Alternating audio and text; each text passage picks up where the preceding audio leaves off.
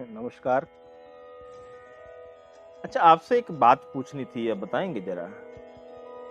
बात क्या है पता है? मेरे मन में एक प्रश्न उठ रहा है कि आपके घर में जब कोई बालक अथवा बालिका का जन्म होता है, तो आप नाम जब रखते हैं, तो सा पे आपने सुंदरदास रख दिया और हालाँकि आज तो टोनी, मोनी, सोनी रखते हैं और रा पे आप राम प्रसाद रख दिया, का पे कृष्णचंद रख दिया। वा पे क्या रखते हैं? वा, वा पे विष्णु, विष्णु प्रसाद, स्वामी जी विष्णु। तो मुझे पता है कौन-सा नाम पसंद आ रहा है? मुझे लग रहा है कि वा पे विष्णु विभीषण रख दो आप। विभीषण। आपने अपने बेटे का नाम विभीषण रखा है? नहीं रखा ना? अच्छा, बेटा नहीं है आपके? सॉरी। चलो, जब होगा तब रखिएगा। अच्छा, समाज में कोई आपका मित्र हो, दोस्त हो, कोई सगा-संबंधी हो, तो उसका नाम कभी आपने विष्णु मतलब विभीषण आपने सुना है? नहीं सुना? क्यों? क्योंकि सॉरी, विभीषण नाम कोई रखता ही नहीं है। और क्यों नहीं रखता? क्या जबरदस्त मानसिकता है समाज की कि भैया विभीषण रखेंगे ना, तो वो तो ठीक नहीं था, उसने अपने भाई के भेद बता दिए, भाई को मरवा दिया। तो अधिकांश घरों में तो मैं देखता हूं कि नाम तो विष्णु है, लेकिन भाई को मरवा रहा है, विष्णु होने के बाद मरवा रहा है। तब और ये बात कि विभीषण ने अपने भाई को मरवा दिया, लंका जलवा दी, और कहावत भी बन गई ना कि घर का भेदी लंका ढाए। ये घर का भेदी था वो। कमाल है। आग लगाई हनुमान जी ने, लंका ढाई हनुमान जी ने, और बदनाम बेचारे विभीषण जी हो गए। और लंका को आप क्या समझते हैं? लंका बनी रहे ये चाहते थे क्या आप? तो इसका मतलब रावण के रिश्तेदार हैं? तो रावण के भाई हैं क्या? नहीं।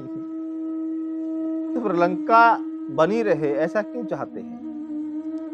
लंका जैसी नगरी, उसको ढह ही जाना चाहिए था सज्जनों। हाँ, लंका क्या था? लंका कोई आदर्श का नमूना तो था नहीं। जहां पर मां सीता को कैद किया गया, यह अपराध अपने आप में कम है।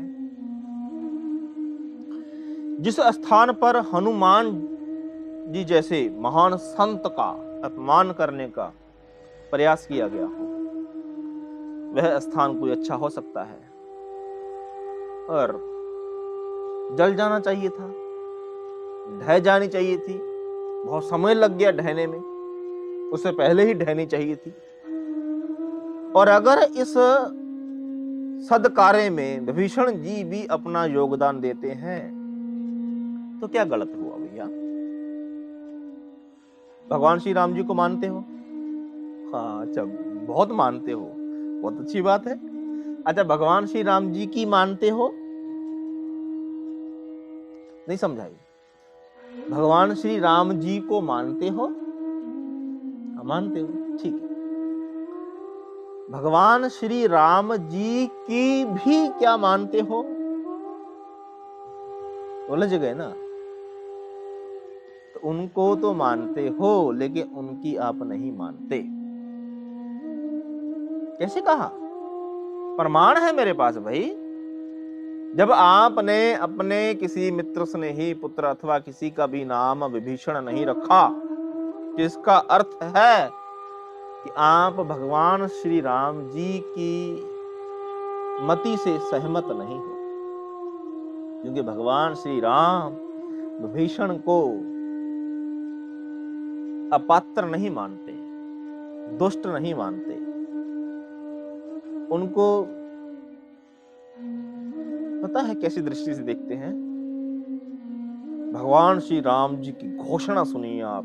श्री रामचरितमानस में लिखा है, जब विभीषण जी को मिलते हैं तो ये नहीं कहते कि पकड़ दो रे, आ गया मेरे दुश्मन का भाई, मारो इसको, बंदी बना लो, ये कर लो वो कर लो। नहीं, भगवान श्री राम जी क्या कहते हैं,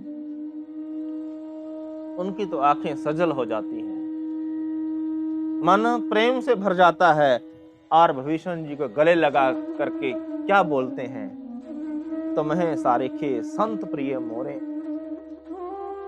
धरेऊं देह नहीं आन निहोरे, कि हे विभीषण,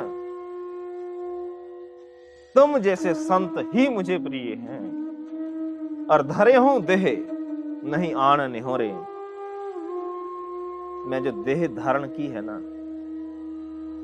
ये मैंने की ही इसलिए है कि तुम जैसे संतों के पास में जाऊं, उनके प्रेम में मस्त हो पाऊं, उनको आलिंगन कर पाऊं, और कोई भी मेरा निहोरे नहीं है, अर्थात मेरा कोई लक्ष्य नहीं है।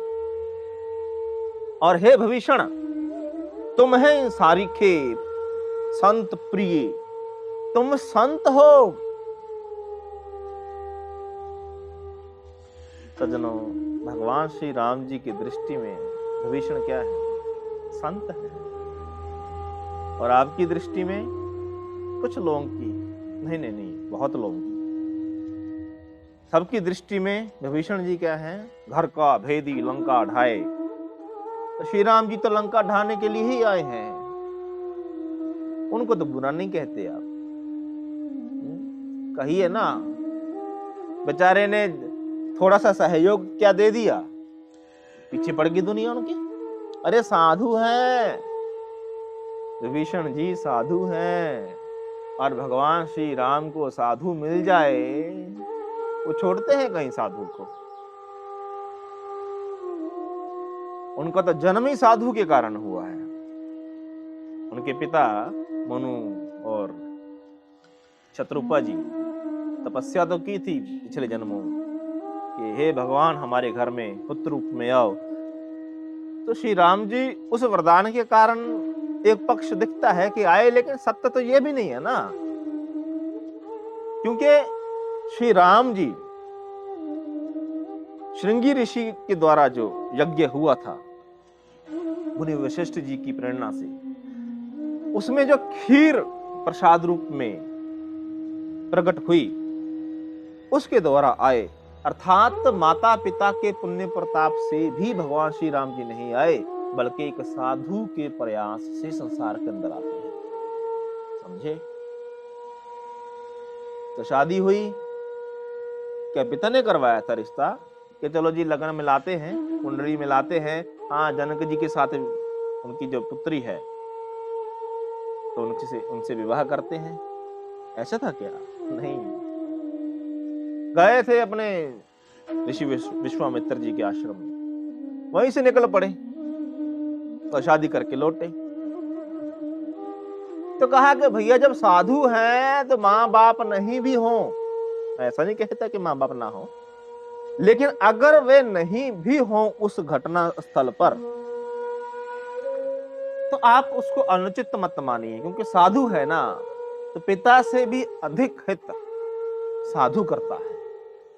शादी कर ली तो वो भी साधु के सानिध्य में। और रावण को मारने में भगवान श्री राम जी को कौन सा कोई प्रयास करने थे? हालांकि उनके माथे में पसीना भी है, उनके वस्त्र अस्त व्यस्त भी हैं, सारी स्थितियां प्रकट होती हैं, लेकिन वो तो लीला थी एक। वो चाहते तो केवल संकल्प करते थे कि रावण मर जाओ, रावण की क्या औकात थी कि रावण जी पाता। लेकिन भगवान श्री राम ने बिना साधु के अपना काम तो करना ही नहीं है ना, तो रावण को मार रहे हैं लेकिन रावण नहीं मर रहा, तो वहां पर किसकी सेवा लगती है? विभीषण जी की। और विभीषण जी कहते हैं कि उनके नाभि कुंड में अमृत कलश है, तो अब उसको फोड़ दीजिए, अमृत का वास है वहां। श्री राम जी तीर मारते रावण मर जाता है। तो क्या सचमुच में भगवान श्री राम जी को पता नहीं था? सज्जनों, ये समझाना चाहते हैं कि भैया हमने तो अगर रावण को मारना भी है तो बिना साधु की आज्ञा से नहीं मारते। साधु बताएंगे कि भैया यहां पर तीर मारो तो मरेगा। तो ये साधु का अक्स, साधु की महिमा समाज में स्थापित करने के लिए भगवान श्री राम ऐसे महान कार्य, ऐसी लीलाएं करते हैं। और देखो, पग पग पर साधु का ही गुणगान है। लक्ष्मण जी को शक्ति बाण लगा तो कौन काम आता है? तो हनुमान जी हैं। अब जाइए भैया, मां सीता श्री राम जी से विलग हो गई, रावण हरण करके ले गया। तो क्या भगवान राम को पता नहीं था? क्या कण कण में विराजमान होने वाले भगवान को पता नहीं कि अशोक वाटिका के अंदर जो अशोक वृक्ष है उसके नीचे मां सीता जी से शोभित है? लेकिन वो श्री हनुमान जी को भेजते हैं कि अगर मिलन साधु के द्वारा हुआ और बिछड़ गई तो पुनः मिलन अगर होगा तो वो साधु के द्वारा ही होगा। सज्जनों, श्री राम जी की दृष्टि में साधु का ये सम्मान है। और माता शबरी से जिस वक्त श्री राम जी की भेंट होती है तो नवदा भक्ति के उपदेश में प्रथम पंक्ति ही ये है, प्रथम भक्ति संतन कर संगा। और उसी नवदा भक्ति के अंदर एक पंक्ति और ऐसी है कि बड़ी सुंदर है। वो क्या? भगवान श्री राम मां शबरी से कहते हैं कि शबरी, इतने वर्ष हो गए, युवा अवस्था से आप प्रौढ़ अवस्था में प्रवेश कर चुकी हैं और आप मेरा इंतजार कर रही थी। मेरे साथ श्री लक्ष्मण जी हैं। मान लीजिए कि श्री लक्ष्मण जी के स्थान पर मेरे साथ कोई साधु होते तो क्या करती आप? क्योंकि मेरे को आपने देखा तो मेरे को आपने प्रणाम कर दिया। लेकिन अगर मेरे साथ साधु होते तो आप प्रणाम किसको करती? साधु को करती कि मेरे को करती? किसको प्रणाम करती हैं आप? हाँ शबरी थोड़ा सा दाएं बाएं बेचारी देखने लगी, अब क्या कहूं मैं।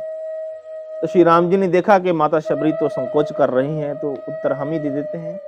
तो श्री राम जो शब्द कहते हैं ये साधु की महिमा के प्रति उनके भाव है, उसकी उत्कृष्टता को दर्शाते हैं। श्री राम कहते हैं, मोते संत अधिक कर लेखा, कि मेरे से अधिक साधु को सम्मान देना, उनको श्रेष्ठ मानना। तो श्री राम जी की दृष्टि में साधु का स्थान कितना श्रेष्ठ है, आप इनके कुछ उदाहरणों के द्वारा समझ पा रहे हैं। और विभीषण को श्री राम कहते हैं कि तुम्हें सारिखे संत प्रिय मोरे, कि तुम्हारे जैसे साधु ही मुझे प्रिय हैं। तो श्री राम जी को विभीषण में दिख रहे हैं साधु, और हमको दिख रहे हैं एक दगेबाज पात्र।